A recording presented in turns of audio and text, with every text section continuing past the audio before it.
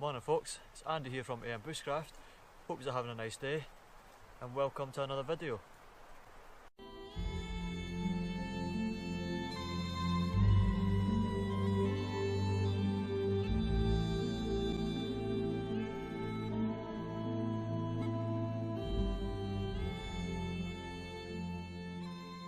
Today I thought I'd discuss with you the various containers that I bring out to the bush with me for cooking in.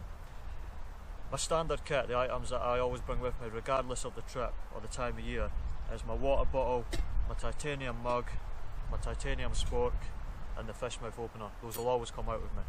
The other items such as the zebra belly pot, the GSI Pinnacle frying pan and the Tatunka stove, those all come out with me depending on what it is I'm cooking or what kind of trip I'm going on or even what time of year it is I'm out in. So my water bottle is the Klean Kanteen stainless steel wide-mouthed 40 ounce water bottle, and 40 ounces I think equates to about 1.1 litres. I really like this bottle.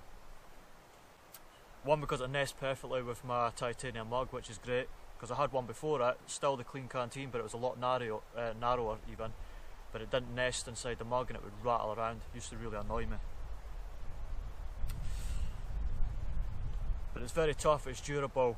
And the other thing I like about it is you can just pop it straight into the fire to boil water, you know, just literally that, into the fire, and it'll take the lid off and it'll boil the water. Or if you want an extra few pounds, you could buy yourself one of these fish mouth openers. You can take the lid off, put it into the rim like that, and you can suspend it over the fire using a tripod or any other bush hanging system that you can come up with.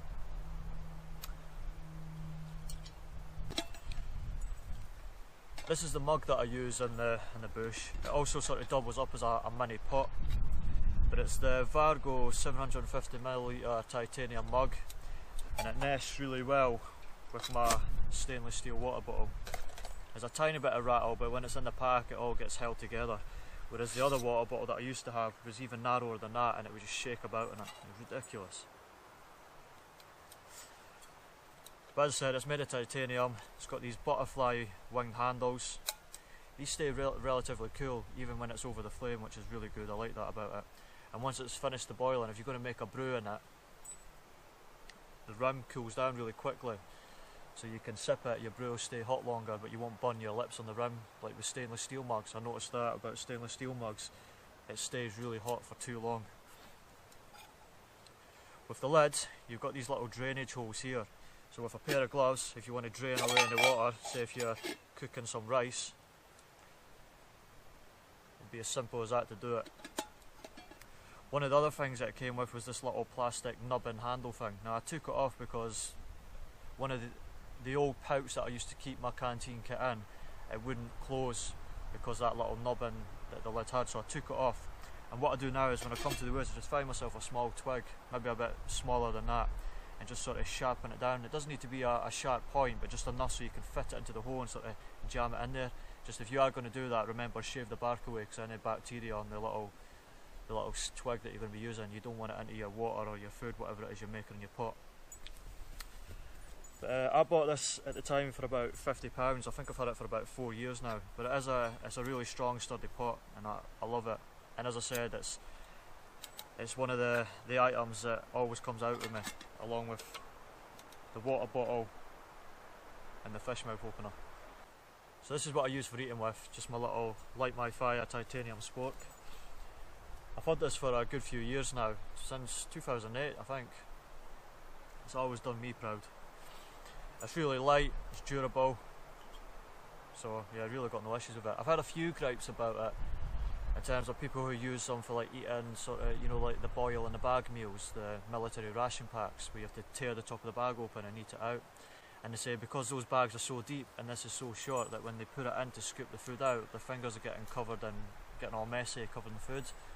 And yeah, I can sort of see that point, but then the other way I tend to look at it is, I use those meals now and again, I do. And you've got the two notches at the top that they come pre-made with, where you tear them open.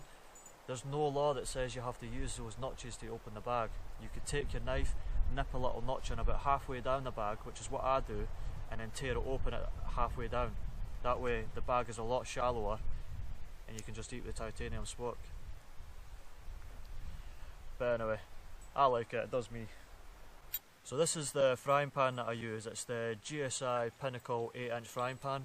You also get a 10-inch version of it, but it has this sure lock handle. Right now it's locked into place, and to unlock it you just squeeze the handle together and folds away neatly like that, and it just snaps back into place. It's pretty strong. It weighs about 13.2 ounces, and they also say don't cook with it on fire. I do, and never really had any issue with it. One time, me and the wife and kids, we were out cooking some sausages in it, and a spark went into it and caught flame to the sausage fat and sort of scorched the side of it. But other than that, I've never had a problem, and it has burnt away some of the Teflon coating. But yeah, other than that, I've had no problems with it. You can get away with cooking, not on open flames, I wouldn't suggest open flames, but over the coals, I do it all the time, and other than that one time, there's never been a problem. But it is really good frying pan. I don't bring this out with me all the time. Usually I just bring it with me to cook bacon, eggs, a bit of sea bass now and again, or when me and the wife and kids go out. But yeah, it's a good frying pan, highly recommended. So I've got a little bush pot here, and this is the Zebra belly pot. It's the 12cm one. It's made of stainless steel, and I think it has a 1.5 litre capacity. Now this goes for about £12 these days, I'm sure, and I think that's what I paid for it at the time when I bought it as well. But you also get a 14cm one as well, and that has a capacity of about 2.5 litres, and then you get a 16cm one as well, and I think that has a 3.5 litre capacity. But they are absolutely solid. You'll struggle massively to break these. They also come with like a sort of little stainless steel bowl that sort of nests on the top there. But I never ever use it for anything, so it stays in the cupboard, doesn't ever come out. I also slightly modified mine. I took off the original handle and I put on this wire bail system. On the lid I also put a little bit on this wire bail system as well. It just makes it easier to take the lid off, because with it being stainless steel and it's over the fire and it's, you know, cooking, trying to grab that little bit of the handle there, it can be really hot, even with a pair of gloves on. So what I usually do is just grab that and I just quickly whip it away.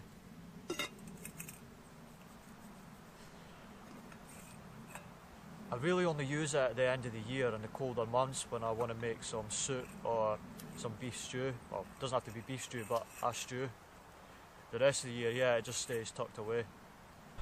So the last item I'm going to discuss is my little Tatanka stove. It's not really a container, I suppose, in the sense that you'd use it to cook in, but I use it to cook with. Moreover, I use it to boil water for a brew. Now and again I use it to cook with. But I have these 4 tent pegs, and you've probably seen me do it a few times, but I'll demonstrate in case this is one of your first videos you've watched of mine. You just push it into the ground like that, around it, in a sort of square. This is crudely done. You put a bit more effort into it, and then the pot will just sit on top of that. And then just open it up, light it, and then start boiling some water. But these are just tent pegs. You can get stands and all that if you want to pay that extra money, feel free, but I have these extra tent pegs, so I use these. But the stove itself, when it's empty, it weighs about 95 grams, and it can contain up to about 120 millilitres of fuel. Now I use methylated spirit, and the website says that amount of fuel will give it a burn time of about 40 minutes. I've never tested this, so I can't vouch for that. But really I just use it for, you know, boiling a bit of water for a brew. Now and again I'll use it for cooking with. What I also carry with me, and it's in my bag over there, is a little one of those little travel plastic bottles. You can put some shampoo in, the little 100ml ones. I put an extra 100ml methylated spirit in that, just so I have a bit more fuel if needs be.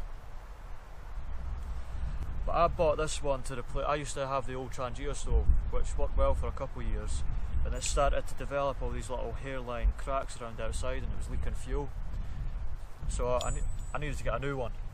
And I thought at first I'll just get another Trangia stove, but then I started thinking about it and thought, if this is maybe a sort of modern day manufacturing defect, then I'm not going to bother. I'm going to try something else. So I looked into it and I found this.